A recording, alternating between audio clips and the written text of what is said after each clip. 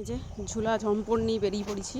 হ্যাঁ ঠিকই শুনছো, বেরিয়ে পড়েছি। এবার কোথায় যাচ্ছি এবার দেখতে থাকো।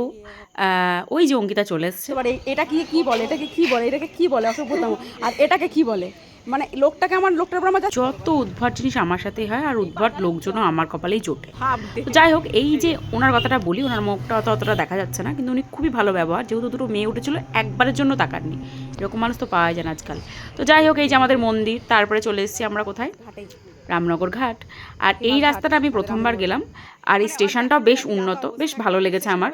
যোগাযোগ ব্যবস্থা খুব ভালো। মালদা থেকে হাওড়া, মানে এটা একটা বেশ ভালো ভালো যোগাযোগ ব্যবস্থা, তাই না? অনেকখানি একটা টেনে দেওয়ার ব্যাপার। এবার আমি কি বলছি শোনো। বললো করবে, কিন্তু প্রশ্ন হচ্ছে এই দিকের যে ওয়েদার, মানে আজকে আমরা ঠিকঠাক বাড়ি যেতে পারবো কিনা লাস্ট পর্যন্ত, সেটা হচ্ছে দেখে বুঝতে পারলে চলে এসে আমি আমার বান্ধবীর বাড়ি। আর খেয়ে দিয়ে এখানে একটু করছিলাম রেস্টিং, অ্যান্ড দেন খাওয়া দাওয়া কমপ্লিট। আবার কি ভাই, হাফ ডে ট্যুর ছিল গাইজ, সো বাড়ি তো আসতেই হবে না।